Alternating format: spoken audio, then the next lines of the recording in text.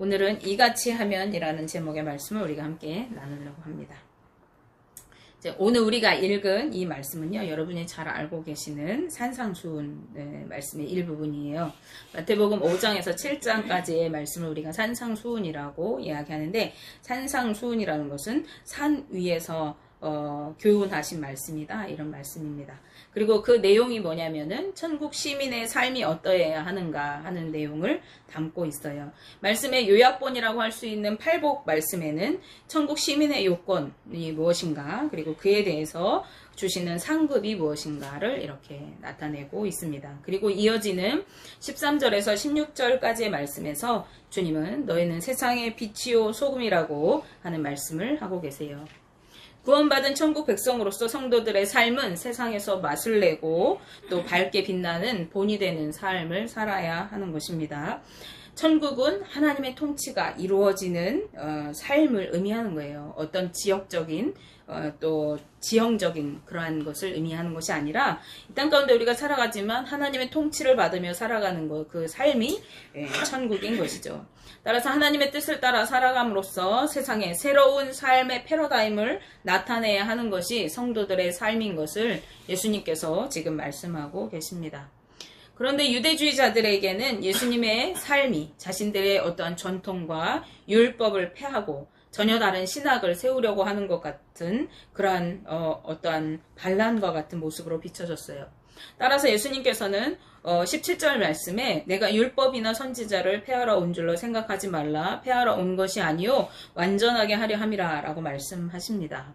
그리고 천지가 없어지기 전에는 율법의 1.1획도 결코 없어지지 아니하리라 라고 아니하고 다 이루어지리라 라고 이렇게 말씀하십니다.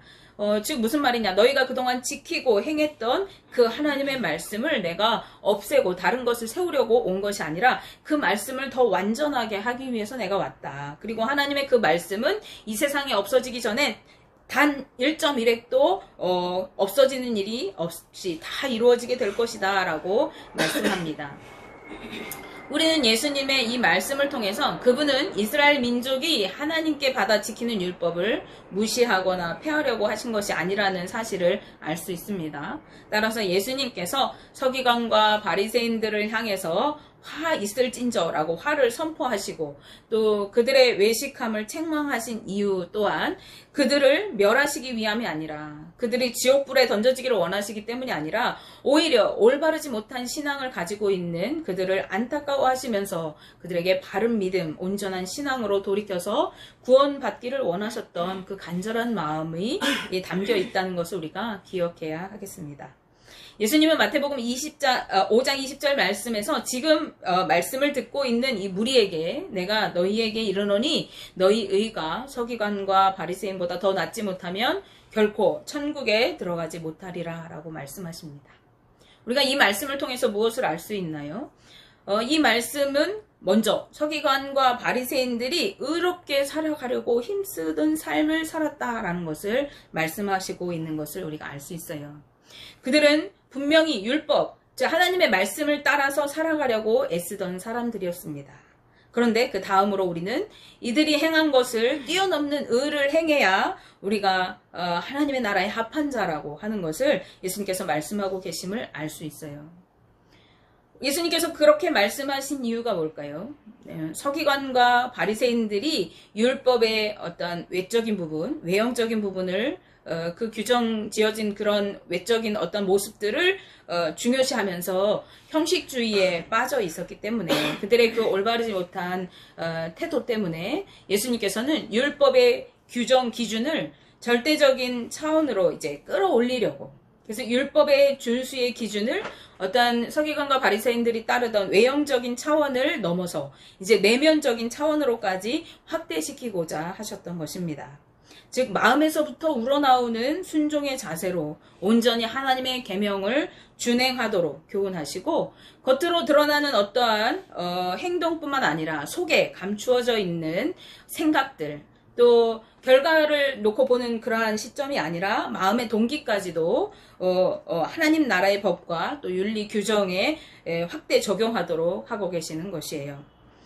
본문을 포함해서 마태복음 5장 21절에서 이제 48절까지의 말씀은요, 본래 그 실내로서, 이 율법을 완성하시는 그 실내로서 5가지의 기준을 언급하고 계세요. 그 5가지 뭐냐면 살인과 또 두 번째 간음과 이혼에 관한, 그리고 맹세하는 것에 대해서, 그리고 복수하는 것에 대해서, 그리고 마지막으로 이웃 사랑에 관해서 율법의 기준을 언급하시면서 이렇게 예를 들어주고 계시는데, 오늘 우리가 본 말씀은 마지막 그 이웃 사랑에 대한 그 기준을 말씀하고 있습니다.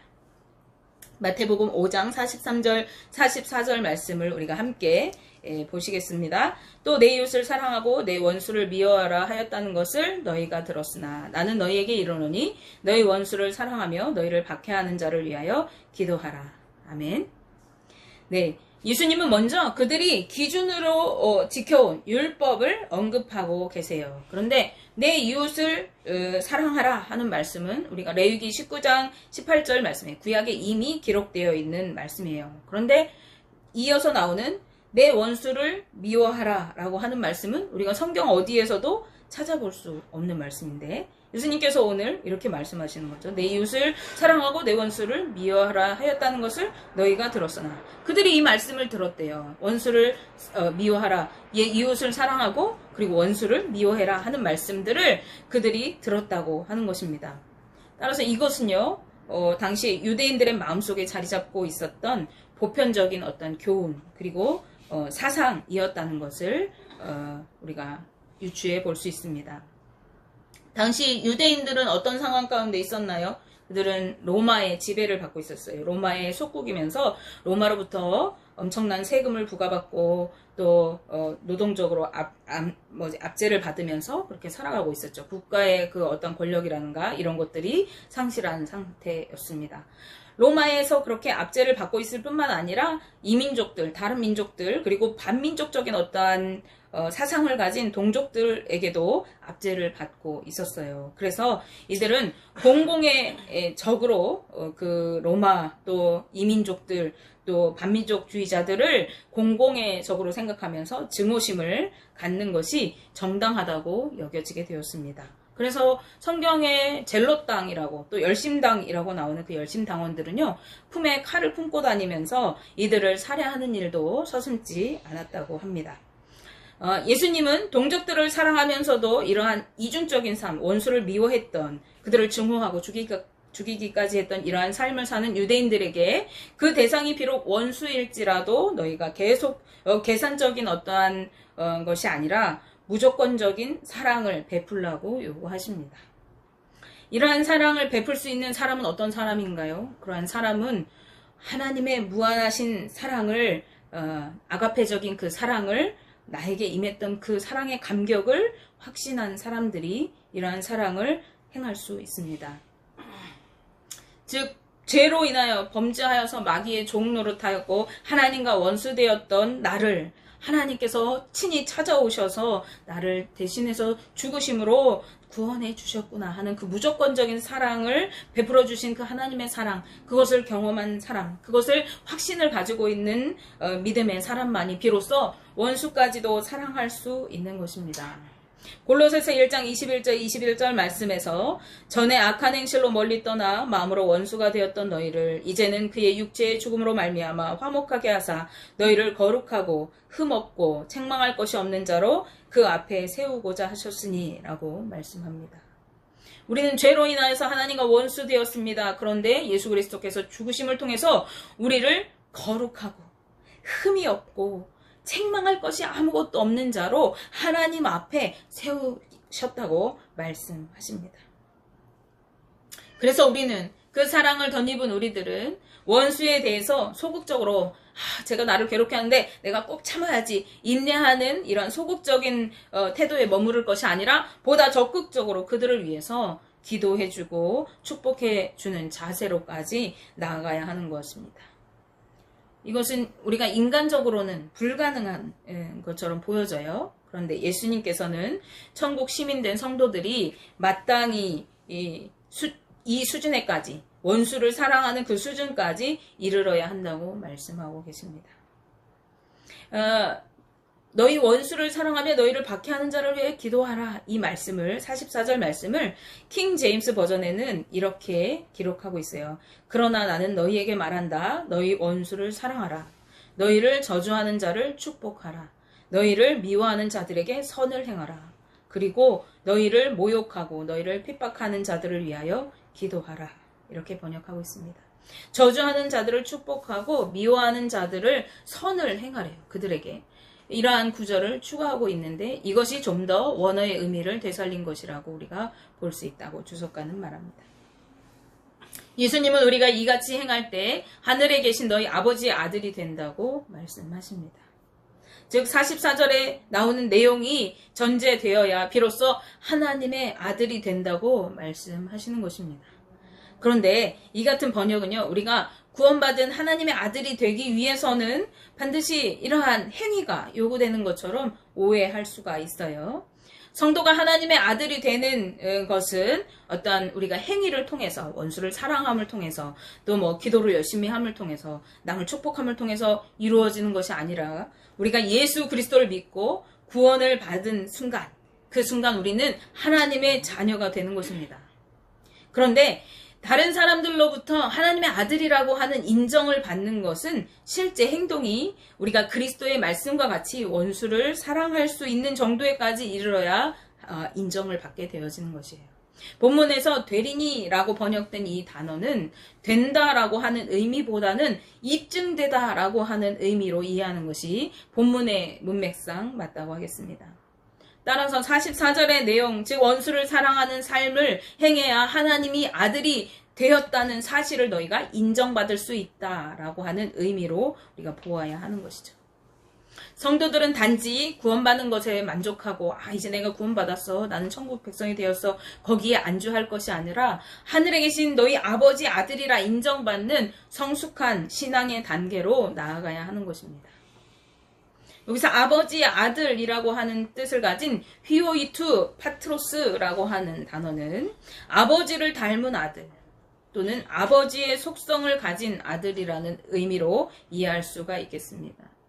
즉 하나님의 속성 중에서 하나님의 사랑을 가진 성도를 예수님은 아버지의 아들이라고 표현하고 계시는 것입니다. 우리가 하나님의 아들이라고 불림받기 위해서는 하나님의 속성을 본받는 자가 되어야 하는 것입니다. 우리가 그렇게 해야 하는 이유가 뭐죠? 우리가 굳이 다른 사람한테 구원받은 사람이구나 이렇게 인정받아야 할 이유가 뭡니까? 왜 우리가 그 이웃들을 원수까지도 사랑해야 하는 것입니까? 하나님께서 악인과 불의한 자에게도 선인과 같이 의로운 자와 같이 동일하게 햇빛과 비를 주시기 때문이래요. 즉 일반적인 은총을 그들 모두에게 선하든지 악하든지 또 의롭든지 불의하든지 동일하게 주시기 때문입니다. 하나님이 모든 인류를 그렇게 동일하게 은혜 베풀어 주시는 그 하나님이시라면 하나님의 속성을 닮은 하나님의 자녀인 우리들은 당연히 하나님과 같이 악인과 불의한 자들에게 은혜를 베풀어야 합니다. 예수님은 당시 유대인들이 혐오하던 세리와 이방인들을 등장시킴으로써 그들이 이러한 삶을 살아가야 함을 강조하고 계십니다. 마태복음 5장 46절 47절 말씀을 보시겠습니다. 너희를 사랑하는 자를 사랑하면 무슨 상이 있으리요? 세리도 이와 같이 아니하느냐. 또 너희가 너희 형제에게만 무난하면 남보다 더하는 것이 무엇이냐? 이방인들도 이같이 아니하느냐. 아멘.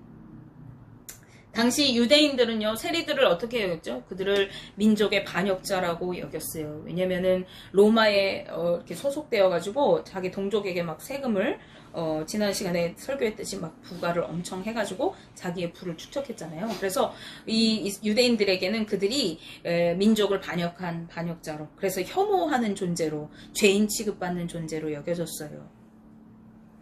그런가 하면 이방인들은 어땠어요? 이방인들은 사마리아나 그 주변 이방인 사람들은 이들에게 짐승과 같이 여겨지고, 그래서 상종 못할 자로, 인사도 안 하고 말도 섞지 않고 그 길로 심지어 훨씬 가까이 갈 수 있는데도 그 길로 가지 않았습니다.